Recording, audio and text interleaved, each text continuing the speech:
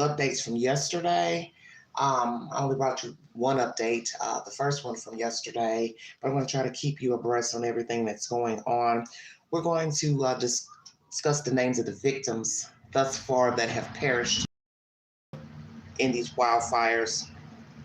Here are 11 of the 24 victims: Victor Shaw, Rory Sykes, Anthony Mitchell, Justin Mitchell, Randall Mead, Annette Rosilli, Rodney Nickerson, Charlie Mortimer, Evelyn McClendon, Arthur Simmons, and Dallas Curry. The last lady, she was actress, African American actress that was in Lady Sings the Blues with Diana Ross. Um, Very sad situation. They say here about Miss Annette Rosilli, 85, died in her Pacific Palisades home after insisting on staying. Caregiver offered to Rosilli up, but she refused. Her body was later found in her car. According to CNN, Rosilli is survived by her daughter and her son. Very strange information. She didn't want to leave, but yet she was found in her car. Anthony Justin Mitchell, Anthony, 67, was an amputee. Son Justin, who had cerebral palsy, died in a fire in Altadena. Mitchell's daughter, Hajime White, told the Associated Press that the two were waiting for an ambulance to pick them up. They didn't make it out, she told the AP.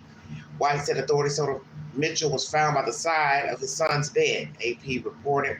Arthur Seminole, 69, was a hang gliding pilot, died while trying to save his home. Sirmar Hang Gliding Association said in a Facebook post, longtime friend of Seminole told the Los Angeles Times Seminole was returning from a ski trip when he learned of the evacuation orders, but Seminole continued to go home.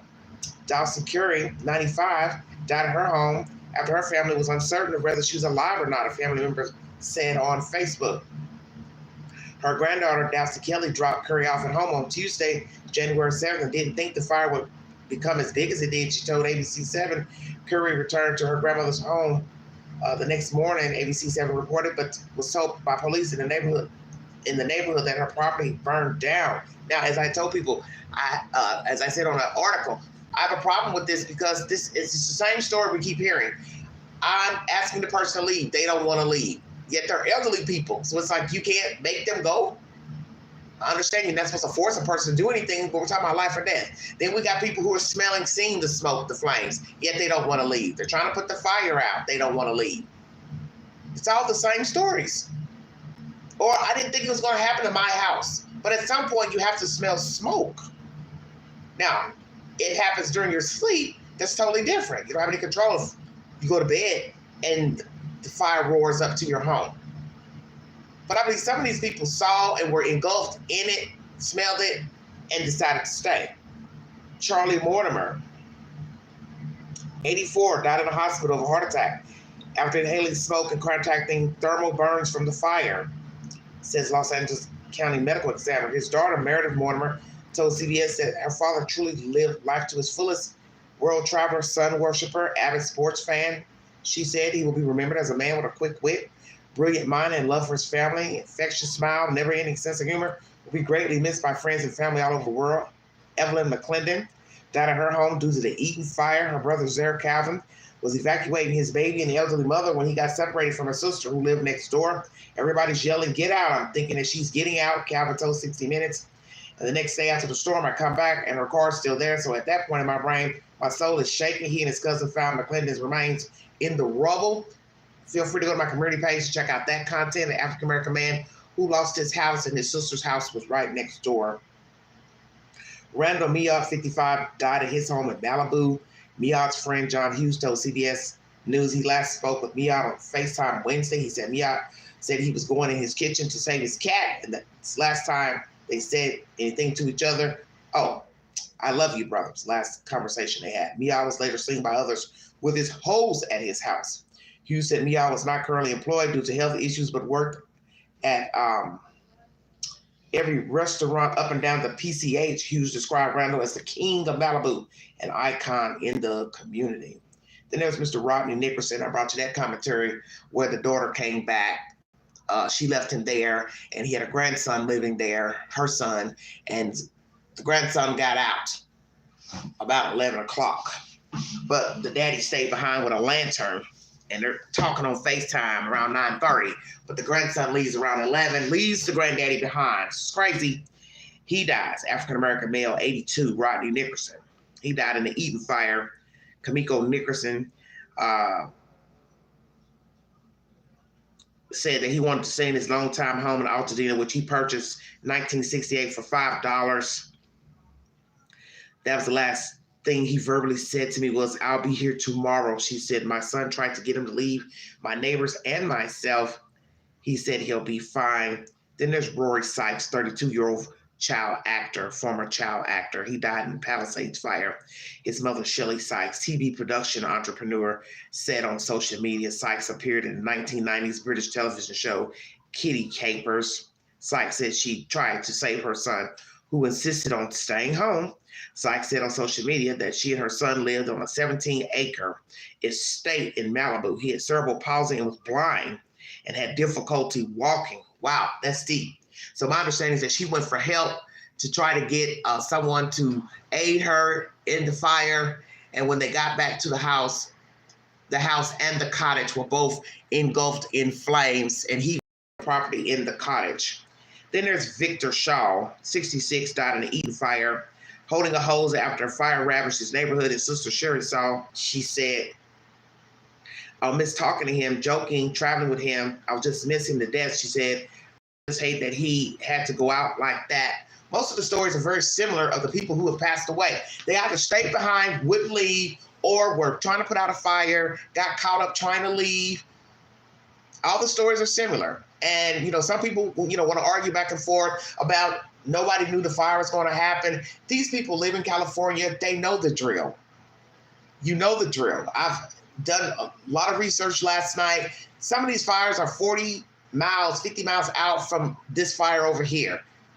Some might think they're arson.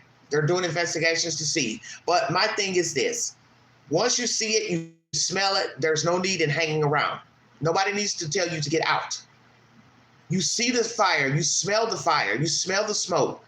Why would you stay? Why are you trying to put a house out with a small fire water hose? I'm looking at men working a fire in a canyon, and you can barely count all the people standing out there trying to put out the fire. And that's just going uphill towards a house. So if you got at least 10, 12 men out trying to fight a fire on one hill, just imagine what it's like when a whole house is engulfed. There's nothing you can do with a water hose. And somehow law officials cannot make people understand this. So every story is going to be the same. He didn't want to leave. She didn't want to leave. They didn't want to leave. Like I said, if the person dies in their sleep, that's different. They didn't see it. They didn't smell it. They died in their sleep. But some of these stories are eerily similar of the person just didn't want to go.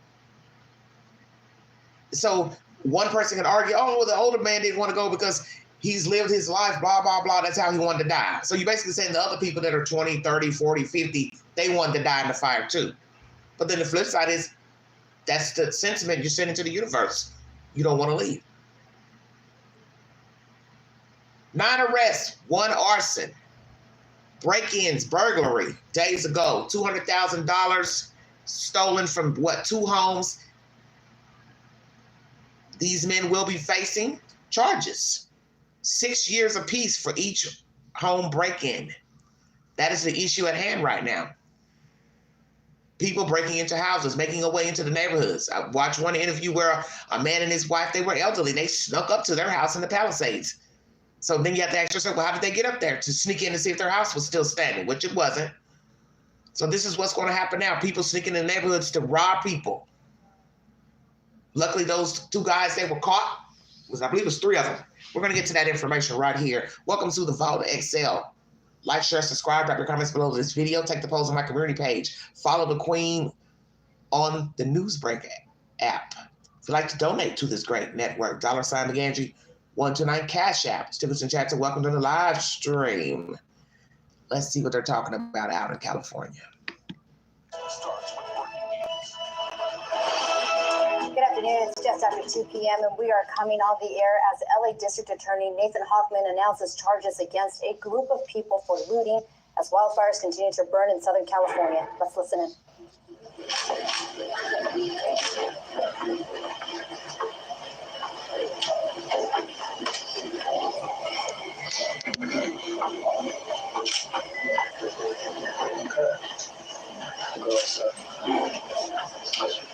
All right, we're on now.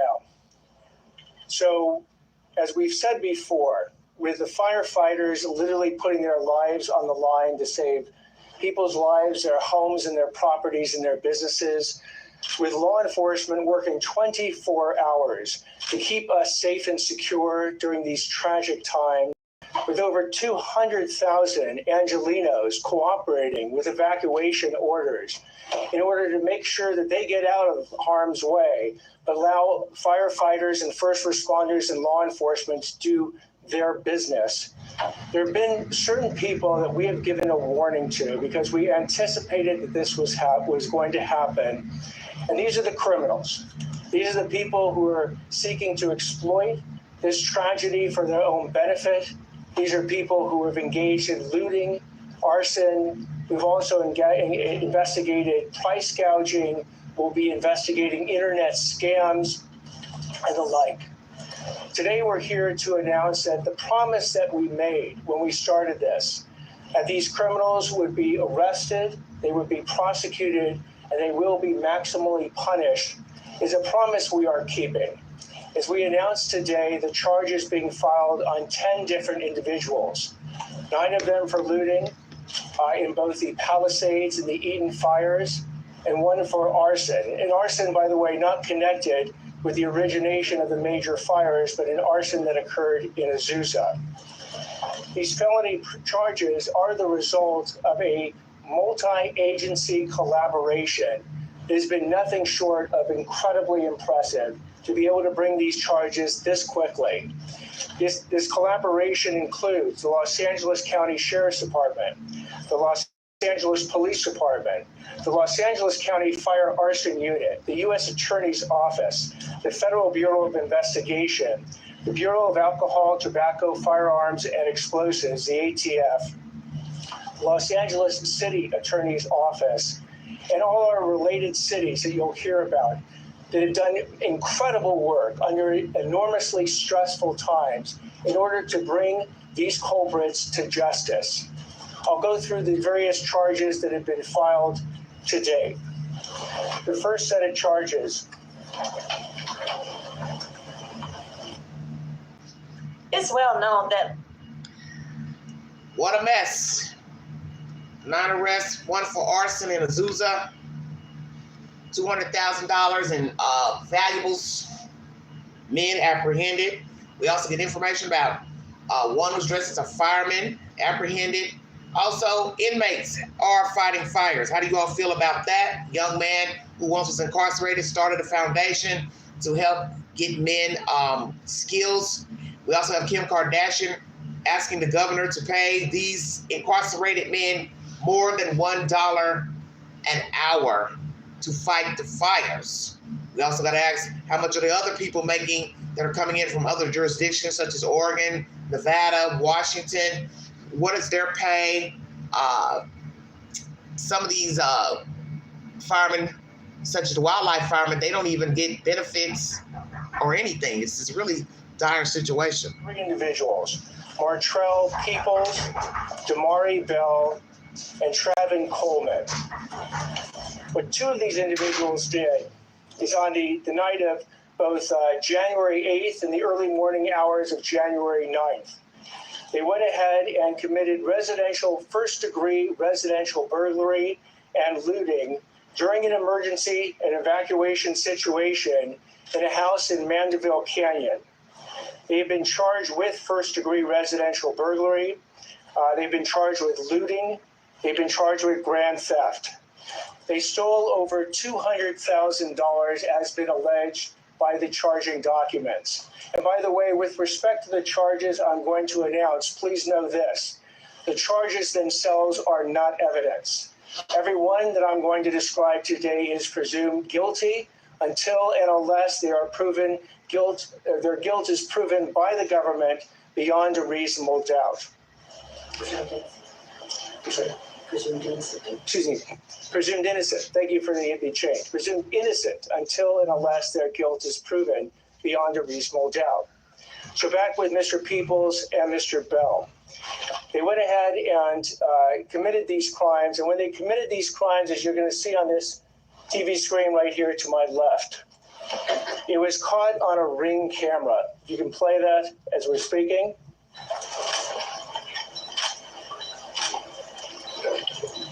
And the LAPD, through, again, such impressive investigation, worked with various leads and tracked Mr. Peoples and Mr. Bell to an apartment in Koreatown. Surveillance was then conducted. When they attempted to leave, they were then apprehended, and a number of these stolen items from that residence was found with Mr. Peoples and Mr. Bell. Mr. Peoples is is committed 2 prior violent or serious felonies. This is his 3rd. As a 3-strike, as a potential 3-strike person, he is looking at life in prison. And Mr. Bell, as a 2nd strike individual, will be looking at 22 years and 8 months in prison if convicted. Mr. Coleman accompanied Mr. Bell and Mr. Peoples out of that apartment building in Koreatown, went into a 2nd car. And when Mr. Peoples and Mr. Bell were stopped, that 2nd car, driven by Mr. Coleman, kept going. It went through a light. It crashed into another vehicle. That innocent person in the other vehicle suffered a concussion. So Mr. Coleman has been charged with 1 count felony hit and run causing great bodily injury. As also a potential 3rd strike case, he is looking at a maximum sentence of life in prison. Wow. The second case that we'll talk about involves Rudy Salazar and Lucia Hilrara Perez. They have been charged with 2 counts each of 1st-degree residential burglary in connection with an Altadena looting incident. On the night of, again, January 8th, they went ahead and entered 2 different houses in the Altadena area, stealing property in each of the houses, and they were apprehended by the police. The 3rd, and they are looking at 6 years maximum on each one of the residential burglary counts. The 3rd set of charges is against Roy Sims, Ryan Sims, Naquan Dewey Reddix, and Pierre O'Bannon. They are each charged with 1 count of 1st-degree residential burglary in connection with their crimes, where they went into a house in Altadena in the early morning hours and stole a variety of different personal property from the owners of that house. If we can show some of that property and the burglary tools that were seized, we do not have that. Burglary tools. What a hot mess. So this is the latest developments. These are the latest developments, excuse me. People running into the neighborhoods trying to burglarize homes. Some people ran out, didn't lock their door. One lady didn't lock her door. She made it back home, found her house, in good shape. I get it, you're panicking, but it's a hot mess because, burglary systems are going to work by electricity unless you have, something connected to Ring camera to your, your phone devices. Obviously, this was a Ring camera, CCTV footage. It's just a bad situation. Bad. So alarm isn't going to work if you don't have any electricity, to sound, to alert authorities. And once again, I guess, police can't be everywhere, but I thought they brought in the military to block off these streets, of the areas that are affected. So obviously somebody was able to squeeze through and go into homes. And I'm sure once the person saw it on their phone, they called the police, and that's how they were apprehended. To say, hey, there's movement at my house. I see people in my house burglarizing my house. Lord have mercy. This is just a hot butter mess. I don't know where this is going. I don't see an end in sight, quite frankly. Even after the fires stop, businesses, there's nothing in the towns. Altadena, even if your business wasn't affected, it's going to work. It's not going to livelihood. The property that you'll see that was stolen in that particular incident was actually the Emmy Award of the resident who lived there. Wow. That Emmy was Award. The police worked incredibly quickly in that situation, stopped these individuals, and were able to hand them and recover most of the stolen property. The fourth incident is an arson incident. Let me say this. What are you going to do with the Emmy Award? You're going to sit it in your house? You're going to sit it in your house, a award that belongs to another person, man or woman, name on it. You can't sell it because their name's on it. It's going to be reported stolen. So what is the value in stealing an Emmy Award? This is how stupid people, it's going to be reported stolen. So who are you going to sell it to?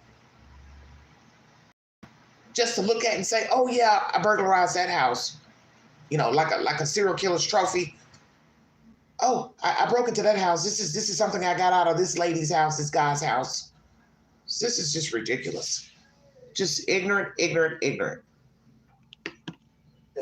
which Jose Gerardo Escobar has been charged. Do we have that ready? This is an incident that occurred in Azusa, where Mr. Escobar has been charged with 3 different arson charges. Hey, Rhonda. He is looking at 9 years in state prison. Good. This is arson that occurred at Pioneer Park in the city of Azusa. It was investigated by the Azusa Police Department, who acted very effectively and very efficiently in apprehending Mr. Escobar. Mr. Escobar, as well, has been he not only has been charged, but he is set for arraignment today. So again, with respect to all these charges, as I said before, these charges are not evidence and they are presumed innocent until proven guilty beyond a reasonable doubt. But this shows the effectiveness of law enforcement. So when I said, and I have been saying over the past couple of days, the question is not if, but when you will be caught if you engage in these crimes. The 10 charges or 10 different individuals that have been charged today are evidence of that fact. And the warning shot remains. Do not go ahead and engage in looting, engage in internet scams, engage in price gouging. Do not violate evacuation orders, and do not commit any of these crimes which people are trying to profit from the tragedy of the people who have suffered from these various fires. So listen, today's going to be hard. Let's all go home with the same amount of things. Oh my goodness. Yet they still continue to try to break into the houses anyway. They don't care. They don't care about going to prison. As you see, these offenders have been offending. Okay. That's the latest information coming out of California. So it's a hot mess. It's a hot butter mess. That was a press conference from earlier. It's now 7:34 Eastern Standard Time. That's 5 plus hours ago. More than 10,000 structures have been destroyed and over 300,000 residents are under evacuation orders or warnings. At least 10 people have died, which we know that count is up to 24. I've read you the names of at least 11 of those victims. More than 12,000 buildings and structures have been destroyed. More than 153,000 people are under evacuation alerts. Let's see. 3 major wildfires in Southern California burned more than 100,000 acres. Wow. Let's see the latest news 33 minutes ago. 24 deceased right now. Fires swept 40,000 acres in greater Los Angeles area, destroying entire communities. 12,300 structures. Palisades fire has burned over 23,000 acres, 14% contained as it threatened Brentwood, Encino, and Westwood. Evacuation orders are in effect for 92,000 LA residents and 89,000 are in evacuation warning zones, which means they may need to leave at a moment's notice. Los Angeles County has declared a public health emergency warning that smoke and particulate matter could pose immediate and long-term threats. The full warning and list of recommendations can be found here on this page, which is NBC News. Once again, Kim Kardashian is asking Governor Newsom to pay the inmates who are fighting the fires more than $1 an hour. They're making $1 an hour, the inmates. Yes, there are incarcerated inmates fighting the fires. You know, I thought about that the other day. You want some help? There's many people you can have to go out here to fight these fires. These men, incarcerated men, migrants. How do you all feel about that? Incarcerated men fighting the fires. Do you think they should make more than $1 an hour?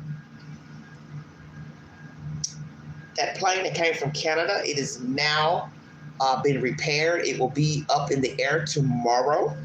So thank God for that. They're also going to prosecute anyone putting up any drones in the airspace and also the person that put up the drone that damaged that Canadian aircraft, as it should, because you know better.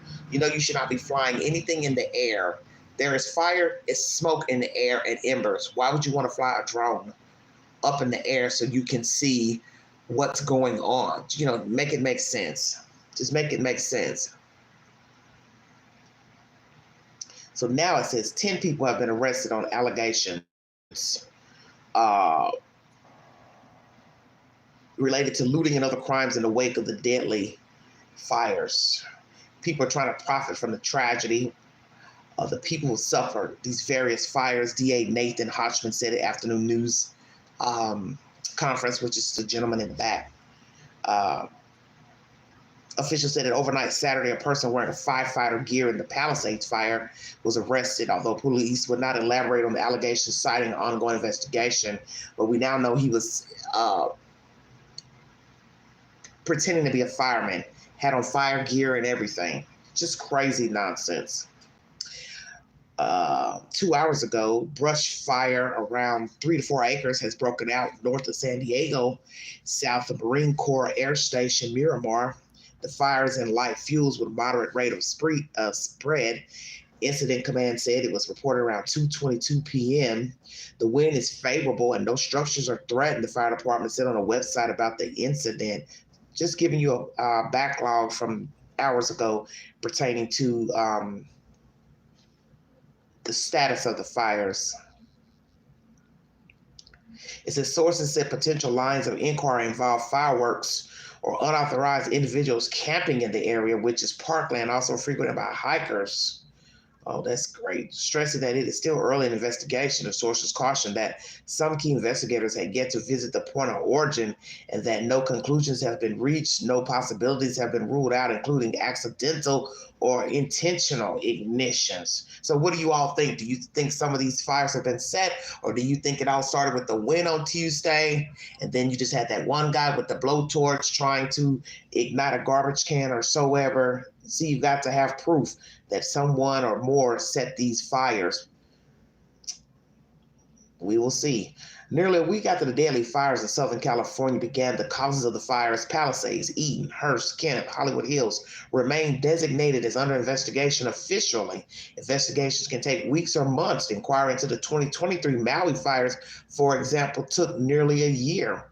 A joint task force that includes local, state, federal officials is being led by the Bureau of Alcohol, Tobacco, Firearms, and Explosives to examine all the fires that broke out last week. Fire officials are investigating a previous Palisades fire reported just after New Year's Day 2025 that burned at least 9 acres before the fire department was able to extinguish it. Yes, I'd heard about that a few weeks ago.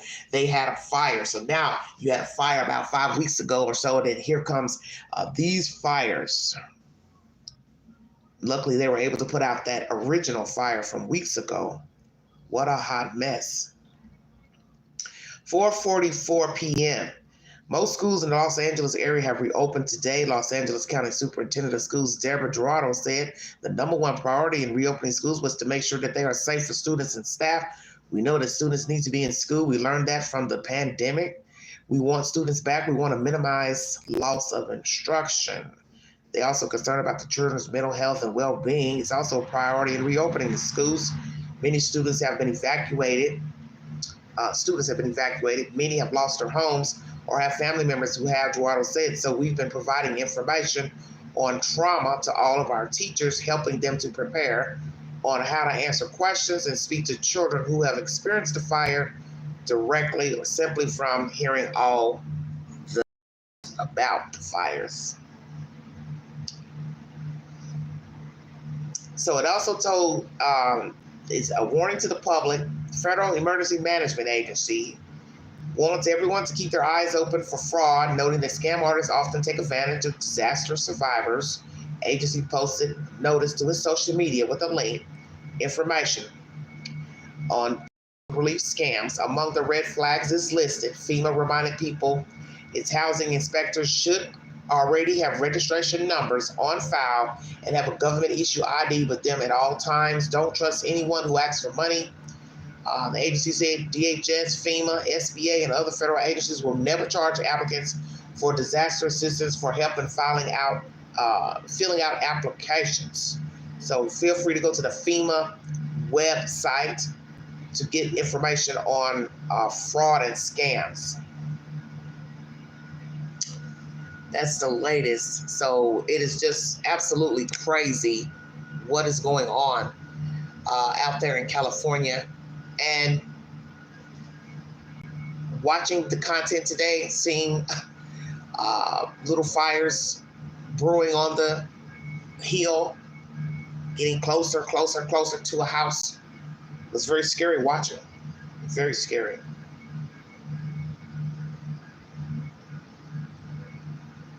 And once again, the FBI is seeking information on that Palisades drone crashing into the Super Scooper plane. As I told you all before, that plane will be up and running tomorrow. It has been repaired. And I wonder if the Canadians will charge the state of California for that repair. I don't know how much it costs, but the point is they brought their plane here to help out. And then here comes some idiot setting a drone up, crashing into the wing of the plane. And they might ask America to pay for that. How would you all feel about that? America, the state of California having to pay for that aircraft, the wing of that aircraft being repaired. Once again, it will be up in the air tomorrow. That collision left a 3-by-6-inch hole in the left wing of the aircraft, which was able to land safely following the incident, according to the FBI. FBI is asking anyone for any information, photos, videos that can help them identify the operator of the drone to contact them through the tip line. Let's see, what else we got? Now, pertaining to the National Weather Service, the service's Los Angeles branch shared its particularly dangerous situation designation reserved for the most extreme situations that will begin at 4 a.m.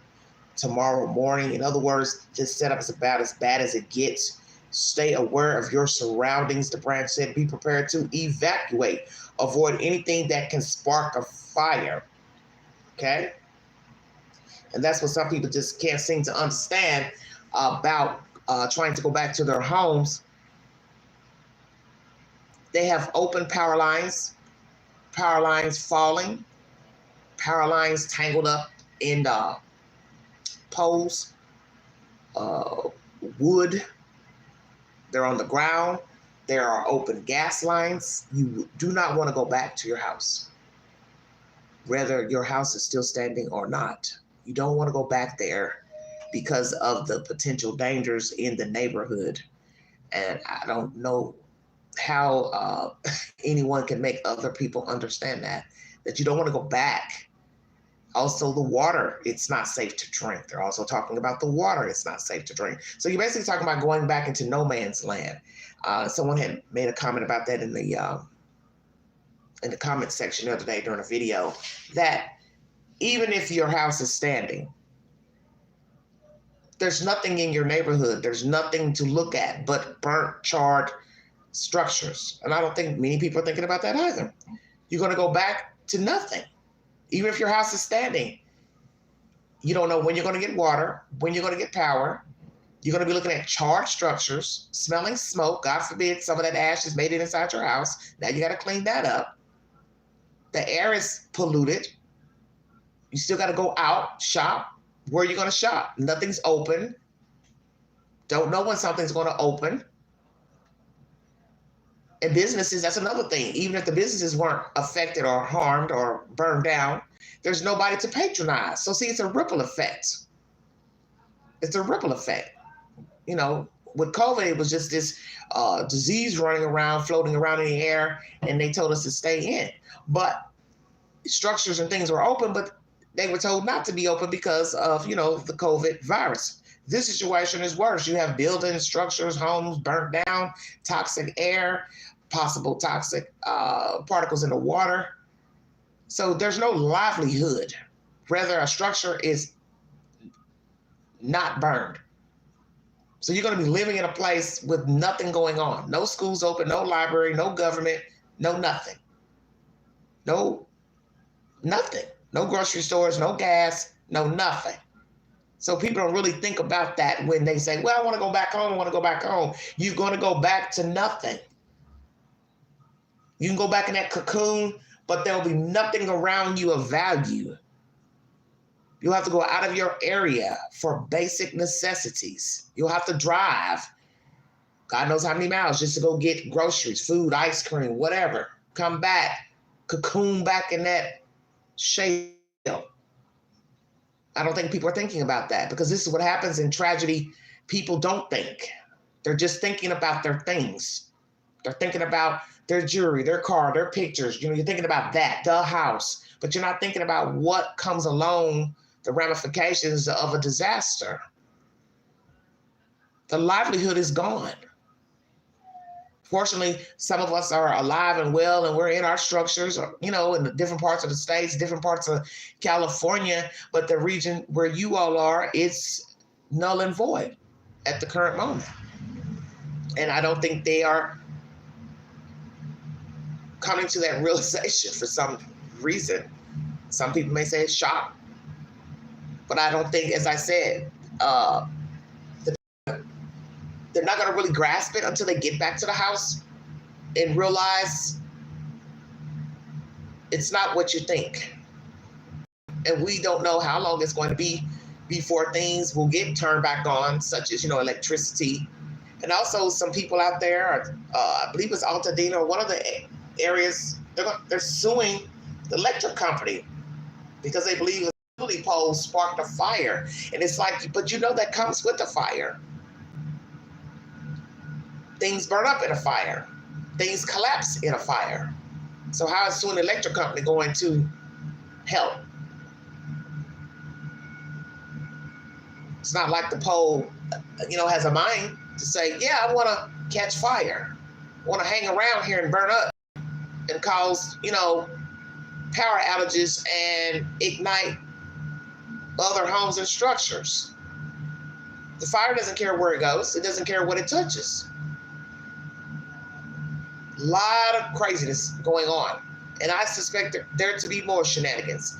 Everybody's hooping and hollering, arguing about the governor, the mayor, this person, water hydrants, no water, new water, old water, reservoirs full, not full. Those are the latest arguments. Reservoirs full, not full. You just have to hope that somebody tells you the truth, that it was water in these reservoirs in these certain areas where there were fires. And also, firemen, they can't be everywhere. That's another thing. Everybody's, you know, bitching and moaning about, well, my house was on fire. I didn't see a fire truck. I didn't hear nothing, see nothing. Well, as I said before, you have to know your demographic. You have to know how many companies are in your location. How many men work at the company. 12 firemen, 15 firemen, 2 companies. So even in a small town, you get 6 fires, you got to use common sense. One person can't put a fire out at one house. You might have 2 men working a fire in one house. Now imagine 6, 7 fires, 10, 12 fires. Then you got to start multiplying the people per the house. So that's common sense. They can't be everywhere. The firemen can't be everywhere. It's just a terrible, terrible situation.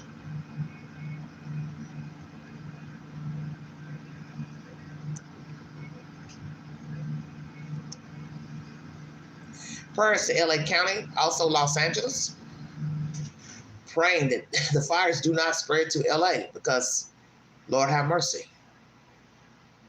And the damage is severe. It is severe. If you look at the area views of the canyons and the Altadena, Palisades, it's bad. It's really bad. And please go to my community page and take the tours of Beverly Hills, Altadena, greater Los Angeles area and the counties. There's a YouTuber that has a YouTube channel, and they're just riding in their car showing you the general areas. And it's informational because if you've never been to California, you know, such as myself, I've never been, you get to see LA County in its glory before these fires. You get to see the neighborhoods. And as I said, I saw neighborhoods that were very odd to me. The homes are, you know, some of them are nice size homes, but they're like crammed in together on the streets. And it's like house for house, house for house, house for house, which you see that anyway in the area views. But it's weird looking at the car, you know, go through the street. The street appears to be narrow and there are houses on, you know, both sides of the streets, but it's like sardines in a can. What it looked like to me, glorified, like a glorified trailer park with big houses. Just a bunch of houses tucked neatly together. I mean, when I mean close, I mean close. And it's creepy because they're like close to the curb, which is, you know, I don't know, odd to me. And I told myself, I said, this is nothing but greed. Packing these houses in so damn close to where literally you can stick your hand out the window and touch your neighbor's house. It's weird, but this is the way. No matter the sizes, they could be super duper mansions. They could be 2-bedroom, bath, just crowding them in for the almighty dollar. Get all we can get in. Let's get all the money we can. Stack these houses up, basically like roaches. Just stack them in, can for can for can. That's why it doesn't take long for the houses to catch fire. There's not even space between them. So that's something else nobody wants to acknowledge. You all are packed in like sardines in these neighborhoods. The fire has nowhere to go but next door. It's something next door. It's a tree. It's a bush. So you're sitting right next door to a fire. Well, that fire is going to jump over to your house. That's why there needs to be some breathing room between the houses. America is a big country. If you look at how long it takes to get from one part of your state to the other, states that are really big like Texas, California, Florida, Tennessee's a long state, or wide rather. When you're talking about 8 or 9 more hours to get from one end to the other end, that should tell you something right there. You don't need a house on top of another house. For what? We get it. That's how you make your money, is putting houses so close together to make the money. But nobody thinks of a worst case scenario such as what is happening out in California.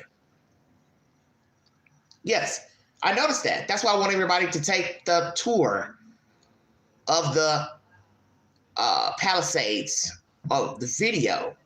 You're going to see how close the houses are. Big. They're not little houses. They're nice size houses, but they are smack next to another house. I mean, if you were overweight, you probably couldn't even squeeze between the 2 houses. Seriously. people were like, you know what I mean, severely overweight. You couldn't even squeeze the 28. And even some of the houses, the homeowners, they got like little gates. That's something else I noticed about most of the houses in the Palisades and other neighborhoods. They love their privacy out there in California. They've got walls of bushes, walls of concrete, gates, different type of gates, going around the front of the house, the side. Everybody's got iron gate to the front entry, to the side wall. I mean, they're making sure you don't get your tail up and die unless you jumping over a high fence. It's weird looking at that because we don't have houses like that here in Tennessee. Only a few houses like near going toward the University of Tennessee have, you know, the big mansions, which are not too far from where I live. They'll have the tall walls, you know, and the gates. But then some of the houses, you know, they won't have big gates in front of their yards. I noticed that in the houses in California, it seems like everybody has a high gate with bushes, some type of high fencing. It's very strange to me. I've never seen that before. You know, house for house for house. But obviously, you know, the more money you have, you're going to have problems with thievery, home burglary. So maybe that's the reason why they have that, for privacy and to keep out burglars. It's very interesting. But please go to my community page and check out those videos. I don't want to show them for copyright reasons. I would love to show the tours of the Palisades and Altadena because I have literally stayed up late in the morning, almost daylight, watching these videos. They're like mesmerizing. It's almost about as scary as watching these fires, to go follow this person in their car riding around Los Angeles and LA County. I'm damn near learning my way around LA just from being in the car, to where I can watch the video. The person who's driving, they'll loop back through those streets again, you know, in the video. And I'll remember the street, the location. That's where the art museum is before they even get to it, because I remember the route. And that's how you learn your way, is watching, you know, content such as this, or actually being in a car, somebody's riding you around. You start going around. I'm sure LA is not too hard to learn. Most cities are just a big circle. Will thoroughly enjoy the videos I've posted to my community page of these tours. They're day drives, night drives of LA, Beverly Hills, Bel Air. It's very informative under the circumstances. And it's quite sad too. When you look at the pretty homes, the houses, you're going through the streets, downtown LA, and you're thinking to yourself, Lord, how did they get to this point? Thank God, you know, Los Angeles is still standing. I just pray, you know, those fires don't make their way into LA, because it's going to be, there'll be no worse. There'll be no worse. The one thing I like to say before I check out of here,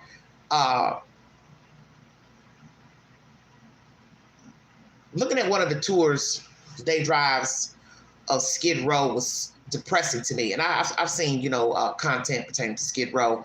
And LA is a very wealthy city, LA, surrounding counties. Once again, California is one of the richest states in the union. Why do you all even have a Skid Row? Please explain to me. All the money you have in LA, all these wealthy people living in LA, outside of LA, wealthy people living in the state of California, all the money that's generated in LA from the movie productions, tourists, other famous people coming to town from New York, other places like Las Vegas, and you have a Skid Row. And I'm telling you, when I was, like, I'm in this person's car that's driving, it's block for block for block. Now he or she's just driving a straight route. They weren't turning. But I could use deduction if every time the person hit a corner and I saw somebody in a tent, I could use deduction that going down that street, there were more tents. And I'm sitting here looking, you know, at the clock saying, you know, damn, I'm sure this is about 5 minutes of driving. Tent for tent for tent. And that's another thing that's crazy. I saw one tent that was a deluxe tent. I'm talking about, they looked like a bouncy house. on a public street in LA. I said, this don't make no damn sense. Where did they get the money for that? But then too, some of these homeless people probably draw Social Security checks, disability checks, and they happen to live on the street. But it was just weird seeing a tent so huge. The trash, ridiculous. The graffiti on the walls. And that's the one thing that you can see in any American neighborhood is the change in the demographic to how you know you are entering money. Just like that car's driving down the road, you'll look at the buildings, they'll look nice, neat, the sidewalks are clean, they got the outdoor tables where people are eating, they got the sidewalk area near the curb blocked off with cones and concrete barriers, nice and neat. But as the car keeps rolling, you'll start to see the change in the city, and you know you're getting ready to go into Hell's Kitchen because you start seeing the graffiti on the wall. Then here comes the tents and the trash, and you're like, oh, okay. So we just left a clean area of LA.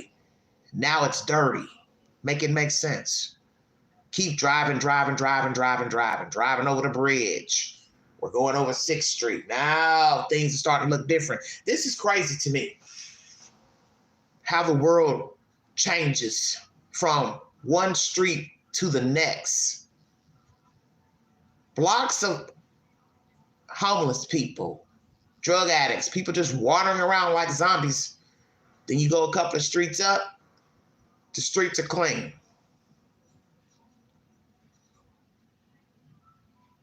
I was looking at a sign and it had said Beverly Glen on the sign. And I automatically knew, we're getting ready to go into Beverly Hills. Then voila, look up at the next sign. You can see Beverly Hills. Welcome to Beverly Hills. It's just amazing when you take the day drive and you see how the people are living. These people out there in California, they live damn well. You understand what I'm saying? But like Altadena, 44,000 people.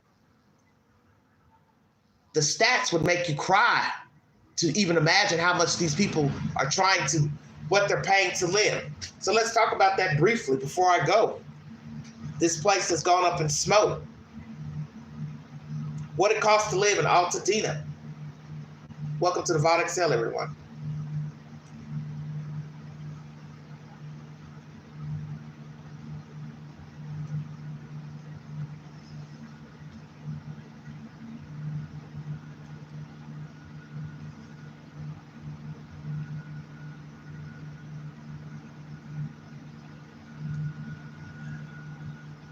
Altadena is an unincorporated area and census-designated place in San Gabriel Valley and the Verdugos regions of Los Angeles County, California, directly north of the city of Pasadena, California.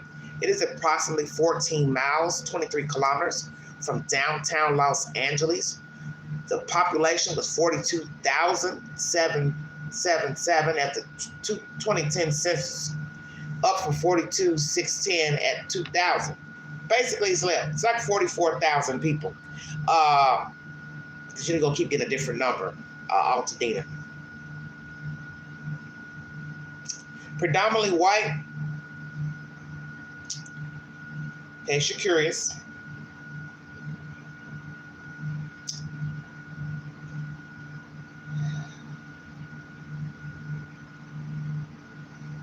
Climate.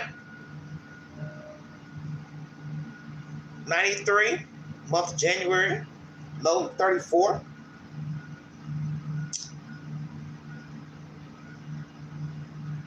Wettest calendar year, 1983, 48.47 inches. The driest, 1947 with 5.37 inches. The most rainfall in 1 month was 19.70 inches in February of 1980.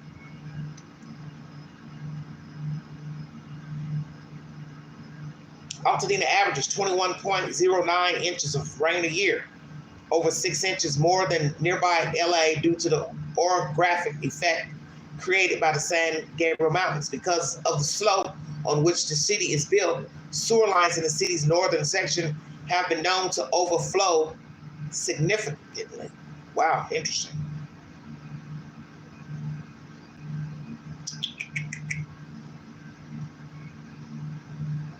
They're going 2020. Hold on. Let me go back. 2025.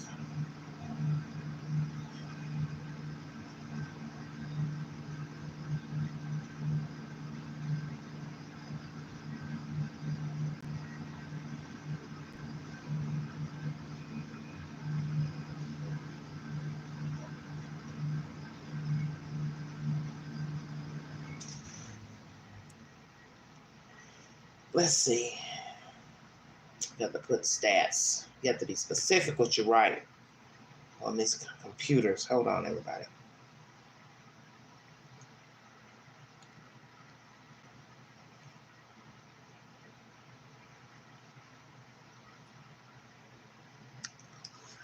Altadena population 2025. 42,709 in 2024. Sorry, I said 44. Altadena is currently declining at a rate of minus 0.01 annually, and its population has decreased by minus 0.76 since the most recent census, which recorded a population of 43,037 in 2020. Wow.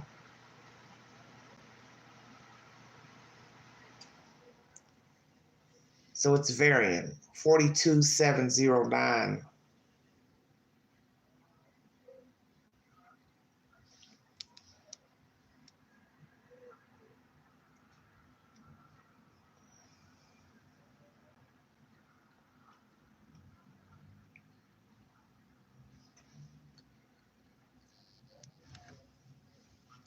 Cost of living in Altadena, California.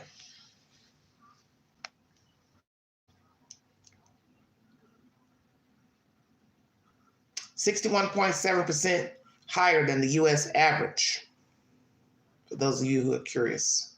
I bring you these stats so you can get a general idea of what these people are going through and what their lives are going to be like now with this tragedy. Moving, cost of living, job security, all of that. Will these people stay behind and try to live in California? Because some people don't have insurance. I saw some rapper, he has a house in the area. He's lost his house and he didn't even have house insurance. Make that make sense. Stay woke. Stay woke. Altadena, California area prices were up 3.2 from a year ago. The largest increases were found in transportation, food, and housing. Wow. The federal minimum wage is $7.25 per hour, while California's state law sets the minimum wage at $16.5 per hour in 2025. Demands for a living wage that is fair to workers have resulted in numerous location-based changes to minimum wage levels. View future changes in the minimum wage in your location, blah, blah, blah. Wow, wow, wow.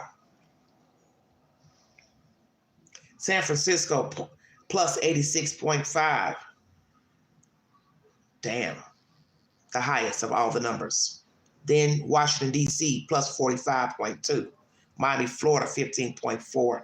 Chicago, 12.4. Boston, 53.1. So really that's under San Francisco, excuse me. New York, 77. So then that's under San Francisco. So basically it's San Francisco, New York, then Boston. Wow. Dallas, Texas, plus 7 point. Cost of living, Altadena. Energy, plus 32.4, the most. Paying high electric. Food, 2.8. Healthcare, minus 1.9. Housing, plus 27.9. Transportation, plus 3.2. Jesus wept.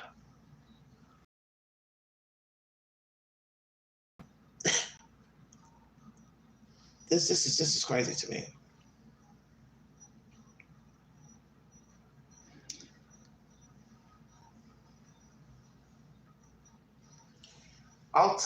Altadena, California South. Hey everybody, hope you all are well. The average annual salary for an average job is $52,000 a year, or an hourly rate of $25. The minimum wage is $13 per hour. I don't know if this is right. The median household in 2022 was $122,539. I'm gonna have to bring you one later date than Altadena on that one, because they've changed that. Hold on. September.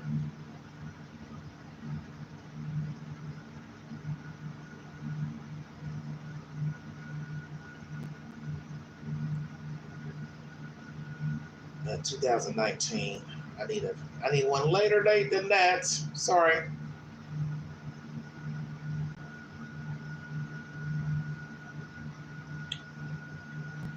They won't give me one. See, all these stats vary.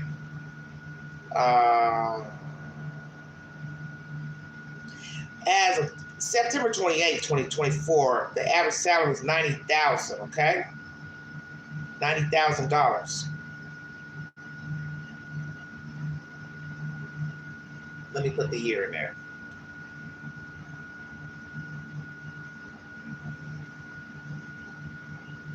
The average salary in Altadena, $90,000. Cost of living, 47% higher than the national average. Once again, as I told you, transportation, food, and housing are your highest things to pay in Altadena. Wow.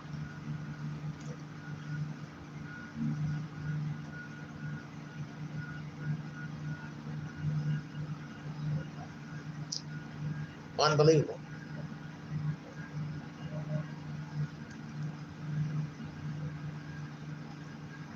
So you need to be making $90,000 or more.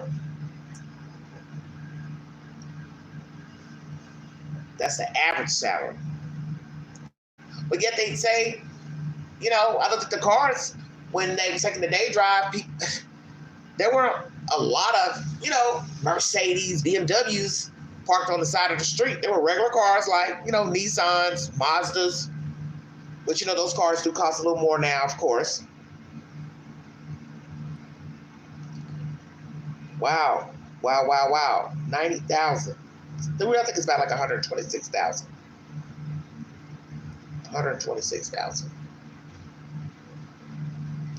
You know, to be comfortable. That's what they said about living in Atlanta. You need to be making about 100,000+ to be comfortable.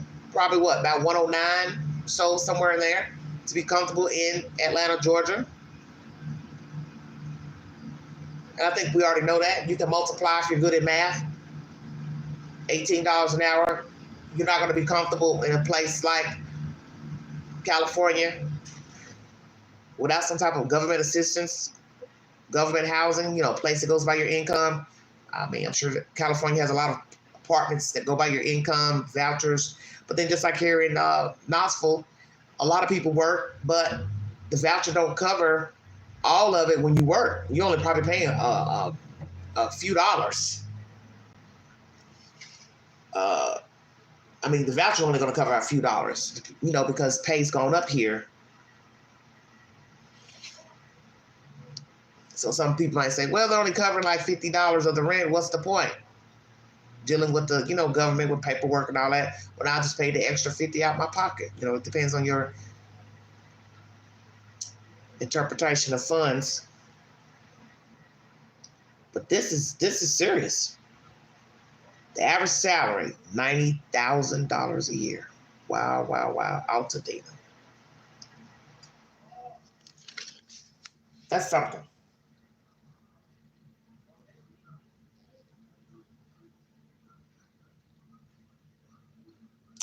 Mechanical engineer, $155,064, Altadena. Jesus wept.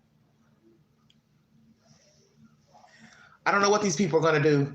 That's something I said I wanted to talk about. Where are these people going to go? Where are they staying now? The people who have been affected by the fires, where are the people staying? Because at some point, yes, it's going to get expensive to start, to continuously rather, stay in a motel. If these people are staying in a motel or a hotel, it's costly. And as you heard here in the commentary of price gouging, it is illegal to price gouge for gas, hotel fees in a crisis. And you saw that with COVID. And even now, you'll still see a gas gouging. You'll go to one place, like here, it might say, you know, $3.38, and then you might go across the street, it might say $3.50 in gas on regular. So people do it all the time. It's just a matter of where you want to spend your money. But the housing crisis is going to be a problem because, as I said, many people, watching this this tragedy unfold, they're just assuming that everybody owned their home in Altadena and other places. Some people probably did not own their home. Some people probably rented a home. We have seen this with famous people who are actors, actresses, entertainers. They rent. Some of them rent. If you watch a lot of home HGTV and reality TV, you will find out that these people do not own their houses. They're renting their houses. So just imagine renting a house. You don't even have renter's insurance. Owning a house and you don't even have insurance on the house. That's what's devastating. Not having any insurance, renter's insurance or home insurance of the house. So you are ass out. Only thing you got left is GoFundMe and money you got in the bank and FEMA. And I'm sure those lines are tied up. People trying to get through there, and then the websites of the city or town that the people live in, trying to call to get information. Now we got people wanting to sue the electric company because the damn electric pole failed and they said it started fires. We got video. We got proof.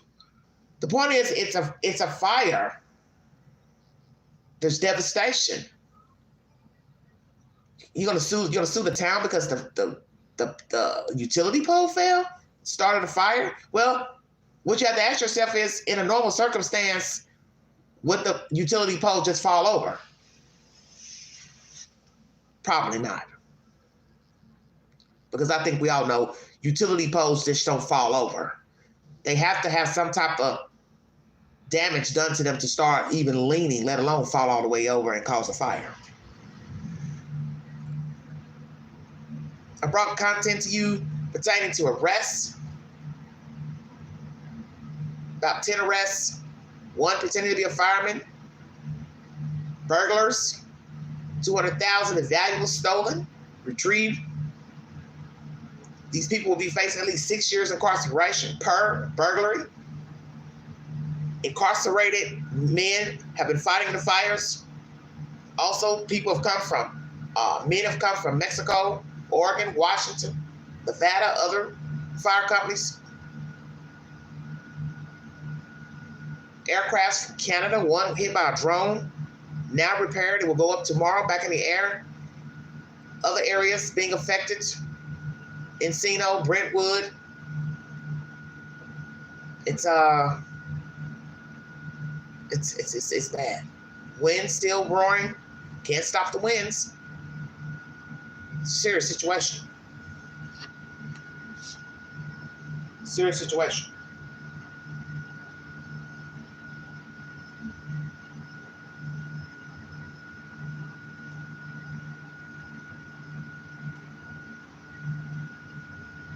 Wow, wow, wow. I even told you that about the average cost for a house, California housing. Let's go there. Some people don't know this information.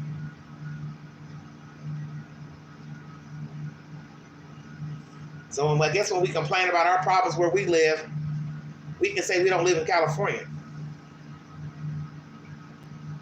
The median price for a single home in California, $843,340, which is more than double the nationwide median of $394,300. California is second only to Hawaii as the most expensive state to buy a house with a median home value of $786,938. The average home buyer in California spends between $58,537,000 and $210,316 when purchasing a $778,355 home. Lord have mercy. The median home price in California is currently around $800,000, but varies by location and other factors. Existing single-family homes sold for a median of $859,800 in August of 2023 compared to $834,740 in August of 2022. Jesus, wow. So it went up quite a bit. 20-something thousand in a year. Jesus. I don't know what to say.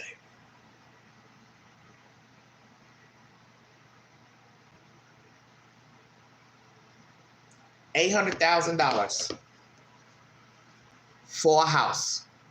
And as I told you, I watch a lot of HGTV. So this is how I learned the prices of homes. I watch the shows where the people are buying the houses, flipping the houses, trying to make a profit. And this is how I learned the value of homes in California. And it's unbelievable. And I said it before. There's no way in hell I would give anybody $700,000 for a 2-bedroom, 1-bedroom. I can't see it. That's just me. A rancher with nothing spectacular. A carport, possible garage, 1 level. You're going to have to tear down walls just to make it an open concept to make it look bigger for that price. And as you see, $800,000 is the going price, the lucky number. It's crazy. So you can see why people left California the past couple of years to move out of states. They took their money from selling their homes and they took that money somewhere else and bought them a nice pied-à-terre somewhere in the United States, such as Tennessee, and they cashed in. Because think about all the homes that are owned by the bank, foreclosed. You take that good money from California and then you go find you a foreclosed home. You are in the money. You're in the money. Get you a nice house for about $300,000, $400,000 here in Tennessee and still have some money to play with. That's something to think about. If you actually get the full value of your house, let's say, if you actually get your $700,000, $800,000 from your house, God forbid your house is worth more than that, $1 million, $2 million, $3 million. You got some play money to play with when you come to Tennessee. God forbid you go somewhere cheaper like Arkansas, Mississippi. You'll be living like a king and a queen. Because everybody knows it's cheaper to live in the South, certain places in the South. So you come down here to rock bottom Egypt. You understand? Come to a small rural place, even custom build a house. You'll probably still have some play money left over, plus your savings, your investments, if you have any. You'll have a comfortable life. And everybody knows that here in the South, especially where I live, East Tennessee, so long as you live out in the county, it will be cheaper. The taxes are cheaper. You won't have to pay the higher amount that you would pay living in a city such as Knoxville. There are a lot of people who are very fortunate. There are people who have migrated here from California. That's why we have this influx of rent. The rent has gone up here because I guess the influx of people coming from out west. And those people are fortunate. They're able to get in here, buy some land, buy some property, live happily ever after. And then the people here who are just regular old poor folks, they're now paying the piper for this influx. It's very sad. And a lot of Tennesseans aren't happy about Californians moving here for that reason. It happens. And that's the thing. You can't tell a person where to go. You can't tell a person where to live.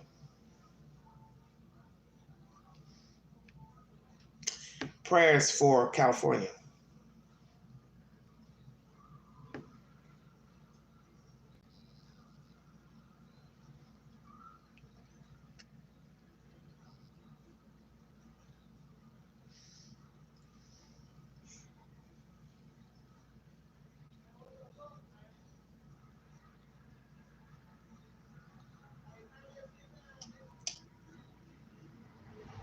I'm going to show you some pictures of Altadena.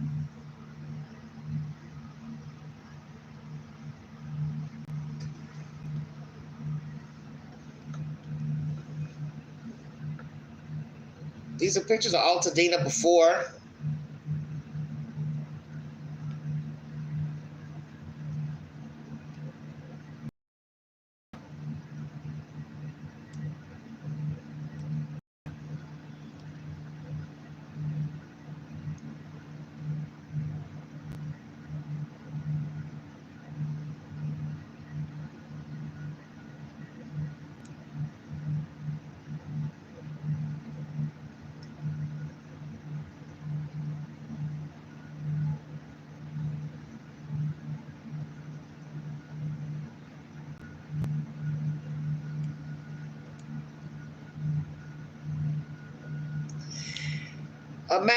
Imagine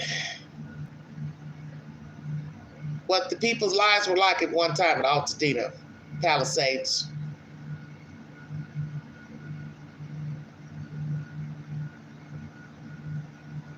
And now imagine what those places look like now.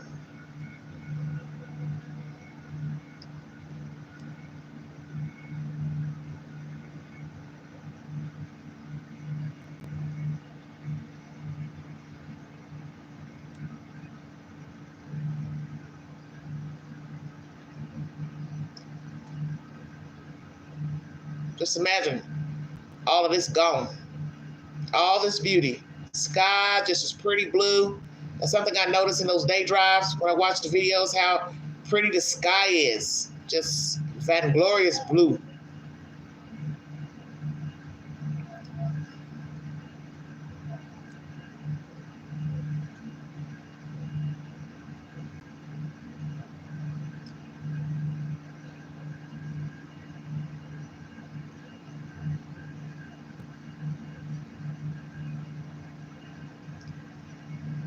Old Altadena.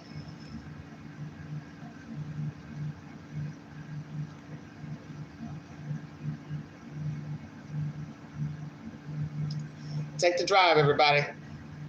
Go to my community page and open up the video and see Altadena at her best before she was ravaged by wildfires.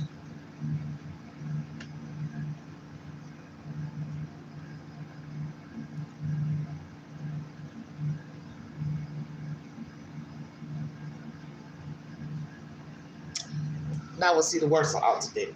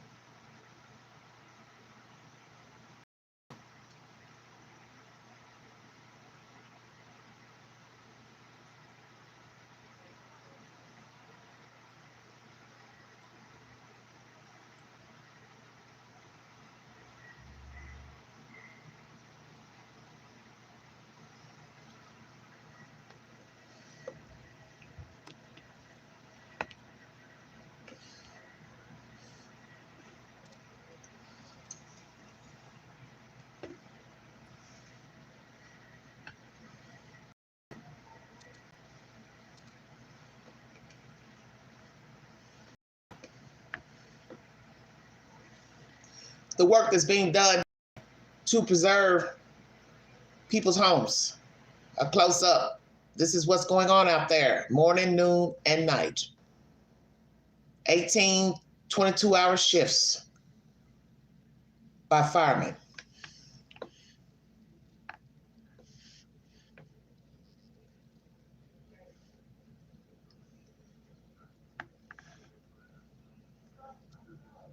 It's work.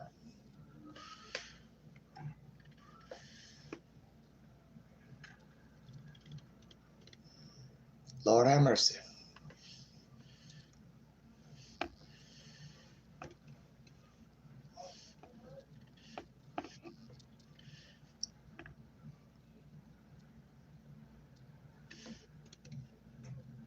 Altadena Country Club no longer.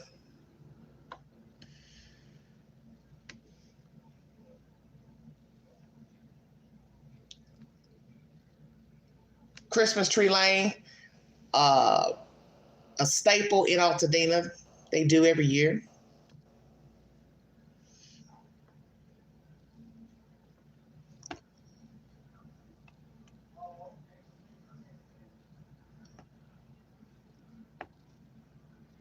No more McDonald's. Lord have mercy.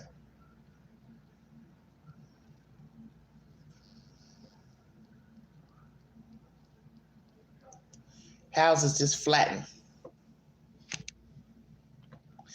We're gonna go in my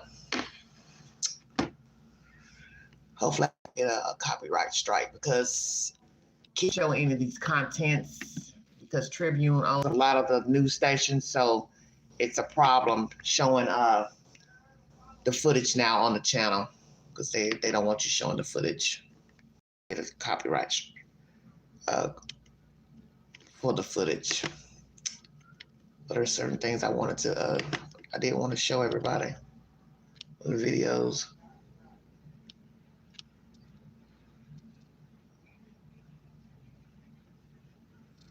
Let's see.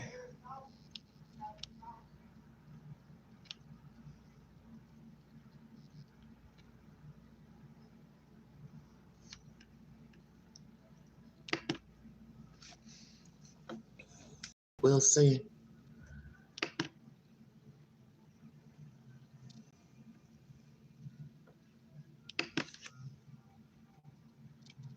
You've always called Los Angeles home, or you've made this place your home. It's our town, and when disaster hit, people remembered what matters most, thinking on themselves to help each other. Everywhere you turn around, again, it's going to take definitely some time for folks to come out here to assess everything that they have lost and just exactly how long and how much it's going to take them to rebuild. We've only just begun to understand what's just happened to Los Angeles, to our communities, to our people. Have you ever seen anything like this here in your home? Nothing like this. It's, it's unprecedented. But if time heals all wounds, there's no telling how long it'll take to heal this one. But in Los Angeles, people don't wait to help. But this is like a hurricane in the middle of a brush fire. You've got people right there. Is that a homeowner that's trying to leave? Is there anything we can do to help you, sir? You can take his paintings, I guess. I can't ride with these. Listen, I'll take them for you. I work at NBC. Thank you. I'll make sure you get them. What's your name? These neighbors desperately try to... It is dangerous to be out there even filming for the news, okay? You are out there with no helmet, no safeguard for your hair. All it takes is for those embers to get in your hair, set your hair on fire. Stay woke, everybody. This is serious business. And naturally, everybody wants a view of what's going on in a serious situation, danger, tragedy. But you also know that in your life to film a flood, hurricane, fire. You see the wind blowing, and yet you all still can't believe nature did this. Nature's doing this. When you watch it at night, you get a better understanding of how fierce the wind is and the embers at work. Can't tell during the day. You got to watch it at night when it's like little fireflies flying in the air, glowing, looking for something to attach itself to, such as your house. So you're out there, not covered. Catch on fire out there, just standing out there, filming for a news broadcast, trying to get to safety. Nighttime is not the time to be evacuating. But naturally, if you woke up to fire, smoke, yes, you're going to do what you need to do. Get out of there and run. This is why I said the way some of these neighborhoods are set up, they're dangerous because they're like one way in, one way out. They're narrow. The streets are narrow. And then if everybody starts running up at the same time, trying to jump in their car, jump in their truck, that's how people get hurt, because people panic. And the fire doesn't care about you trying to get away, get in your car, get on a bicycle, run down the street. It's fire. Serious business. and keep their home from catching fire. To all the tornado around Riverside County, please stop. Come get down, they'll save your house. Our neighbors were on our roof helping. I know, the Rogers, we were here, but we were the first one to come in. God. Joel even got a water hose too. And Yeah, I saw him. Thank you. You were And we really want this street to stay in one piece and send us to a house. And it should not be a big deal. We should be able to put water to stop anything from spreading more. Is that another water tender? Oh, another water tender. We have another water. Here, Val, come with me this way. This is incredible. We're getting help. So we saw, no, of course. We have another water tender here. That means we have more water. Thank you. If we can still prevent more loss somewhere, it's worth the fight. Yeah. Thank you, Brandon. She returned home last night, and there was a note on the door. We're thankful to see the main portion of your home is okay. I'm sorry about the loss in the backyard. We hope you are safe and doing okay. If you'd like to stay in touch, feel free to reach out. Respectfully, Andrew and Tony with the LA City Fire Department. I don't know Wow. what to say. If I want to start talking, I can't stop crying. God bless them. Andrew and Tony, if you see me, thank you so much. When you've run out of words to say, that's when you realize actions speak louder. All of this is a grassroots effort that was started by street vendors through TikTok, the power of social media. You can feel the energy coming from the Rose Bowl and those volunteers out there tonight. And to see this horrific times happening right now, and seeing community come in with hope, come in with love, come in with passion, I know we're not going to give up. We're not going to give up. What motivated you to be a part of this? I'm for the people, by the people. That's just what it is. You feel me? If we in need. Because my family lost everything as well. And I was coming down for the resources that was given out here. And while I was here, I realized 10,000 of my neighbors were out here as well. These two incredible people lost their home in the wildfire this week, but they are here today.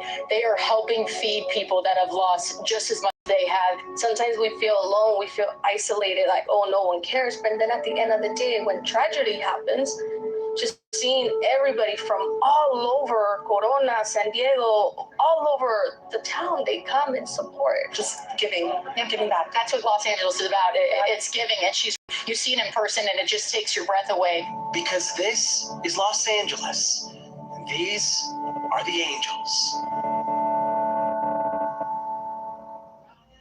Amazing job putting that together. A thank you to everyone out there and every single firefighter out on the front lines this week.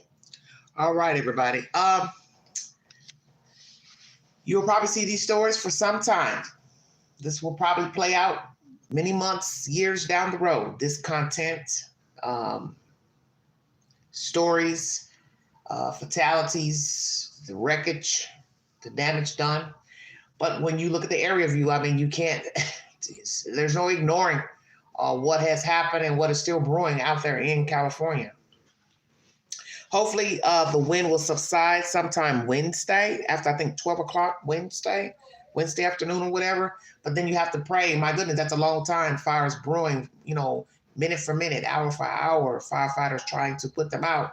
And when you see them in the canyons trying to fight, just numerous firefighters trying to put out, little fires on the mountain, in the canyon, it shows you that it's a lot of work. It's not like what people think. And a lot of people, I'm sure have been offended thinking, well, my house burned and you have to use deduction. There's not enough trucks to put the fires out. As one official said, you're talking about at least 100 and what did he say, about 20,000 trucks just to get started.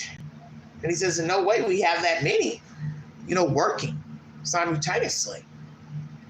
So they can't put a fire out at every location. As I said, if you see how many men are working just little fires in the canyon, you have to use common sense. How many per house? 3 extensions on a fire hydrant? What, about 3 hoses? One's for what? Main pressure to get the water out? That's not correct. I stand corrected. That's fine. But as far as I know, each fire hydrant maybe is made different. So you got to count all that. One hose per house, and maybe 5-6 houses are burning at the same time. So then the embers are blowing in the wind, and that's how they latch on to other houses, latch on to the cars. And some people just can't, understand that. Why are the embers flying? How are they flying? It's the wind. As one guy said, 90 miles an hour, winds blowing 80 miles an hour. How can you question it? It's obvious. Now, they're investigating to make sure, it's natural sources that cause these fires. I pray that no one's out here setting any fires, because that would be absolutely horrendous. But in the end, a fire is a fire, no matter how it started. But it's dry out there. This is a dry region. This place is dry. It's a dry place. They haven't had rain in a very long time. They're expecting rain possibly next week. Don't know how much help that'll be, but a little is better than none. But when you're living in a dry climate, there's no rain. It's a recipe for disaster. I remember thinking that many moons ago when I was in Chicago, and the little parks were catching on fire, the grass, because it was so hot. 99-degree heat. You're in a concrete box. It's all it takes is dry, hot temperatures. And it's been warm there. No reprieve for rain. Don't get any snow. It is what it is.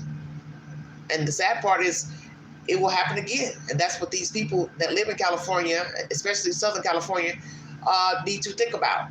Is this worth redoing? Is this worth trying to rebuild? If they have the money to rebuild, because it costs to rebuild as well. It's not easy to just go build a house, even though they got the lot.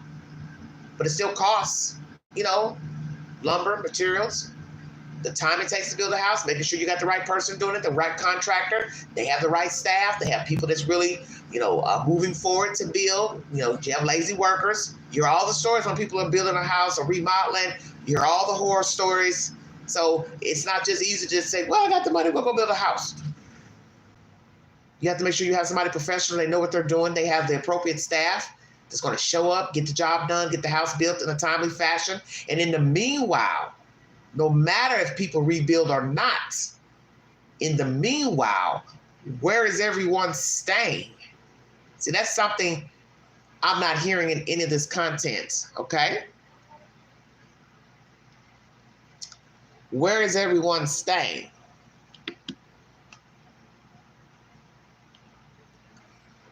Where is everyone staying? Where is everyone sleeping? When you start talking about thousands of homes, we're going from 500 to 1,000 to 8,000, 9,000, 12,000 structures burned. You have to use common sense. Well, where are these people sleeping? What has the Red Cross done to the people of LA County? What have you given them? Have you given them hotel vouchers? For how long? How many people don't have any friends or family to stay? So they are relying on the city to help, FEMA to help. And as I said, many people don't have fire insurance, either renting or they own a house and didn't have fire insurance. Now imagine people who don't have fire insurance at all, whether they rent it or own the property. You don't have nothing but FEMA and any money you have saved up in your bank account. And we're not even going to talk about that, who the people banked with. Did any of those banks burn? And what's going to be the fallout from that? Because naturally, banks have insurance, so you should still be able to get money out of the bank, even if a bank burns. But you understand what I'm saying. There's always technicalities when there's a disaster. And as I said, when you have a town such as this, Palisades, Altadena, other places, there's nothing going on in the town. The town is now null and void. So when we start talking about rebuilding and moving back in, you still got to have something there in the town to keep the town afloat, such as government, town government, stores, grocery stores, gas stations, dollar stores, shopping malls, whatever. The people got to have something to utilize while they're there, living in their house. So we're talking about the water situation, chemicals in the water, open gas lines. This ain't about to be just no easy fix. That's why the people need to really sit down and assess if they want to move back in their neighborhoods, because it's going to take a while to get your town back up and running, especially if we're talking about the utility company got burned, gas company got burned, the government offices, courthouses got burned. You're talking about starting from scratch. Something to think about. Is it worth the trouble? And I don't think the people are thinking about that right now. They're only thinking about the house and the things in the house. But they're not thinking about getting back in and trying to set itself back right. Businesses where they can utilize the businesses, not be living around this. Because like I said, do you want to look at this all day, even if your house is still standing? Do you want to look out your window and see this every day? Do you want to look at this every day? You get out, you wake up, go to bed, look at this. I don't think you want to look at that every day. That's my content, everybody. God bless you. I'm going to post a movie of the week for you all to watch for your entertainment. Please take the polls on my community page and check out the posts. If I don't make a live stream pertaining to certain information, I'll just post the information in a video on my community page. Follow me on the Newsbreak app, also the Vault XL. And if you'd like to donate to this great network, $Big Angie 129 Cash App. Stickers and chats are always welcome during the live stream. Trying to bring you day-to-day content pertaining to the fires. Naturally, at one point, I'll probably stop, bringing you footage. But if I don't do any live feeds on the footage, I will post a video up on my community page for you to watch. Naturally, some of this content is copyrighted, as you saw up under there. So that'll probably be content I'll have to trim out of the video, and you only have heard this information I'm speaking in the last 10 minutes via this live right now. As you see, they probably don't want anyone filming this content on, social media such as YouTube, TikTok, whatever. And I got that warning. 3 pieces of content I aired in the video yesterday or the day before were copyrighted. So that video may be a little bit off in the wording. That just letting you know it had to be trimmed out because it was copyrighted. So that's the reason why I haven't showed long-winded videos, video content during this live stream for copyright reasons. So if I don't do a live stream from here on out, I'll just post a news broadcast to my community page. You feel free to watch it at your discretion. But I thank you all for following this network. Please subscribe, like the video, share it to other networks, share it to your friends. And once again, prayers for LA County. I feel really bad for the people out there. And I also feel bad for the people later on down the road, because we don't know how this is going to affect people, as they say, their mental state, their health, physically. The ramifications for still living in the areas with the smoke, the water. I don't think anybody's thinking about that. We've learned with Katrina how devastating that catastrophe affected people's mindsets, and a lot of people unalived themselves. They couldn't face the stress, living in places where they didn't know people, didn't have family, and, people become depressed. And we've learned just with everyday life, people become depressed for a mundane of things, and they discontinue living because they can't cope. And I pray that some of these people don't end up traveling down that road, taking that path. Know that there is help out here. There are people who are willing to help you, churches, organizations, and they're willing to aid you any way that they can. And you don't have to unalive yourself. We know this is going to be a hard journey, dealing with not having a place to live, not having clothes, your mementos gone, burned up. But the thing is, you're alive, and you can get those things back, monetary. You may not be able to get your jewelry back, or the ring your mom gave you or grandmother gave you, trophies, awards, but you have the memories, and you have your family members and your children, and that's what you should be focusing on, is bettering your circumstances, because there will be a better day ahead. This, as it says in the scripture, this too shall pass. This won't remain always. It might be 10 years from now that there'll be a structure in that place and that place and that place, how you made it out of the fire. Amen. Thank you all so much for following this network. You have been listening to the Vault XL. Thank you.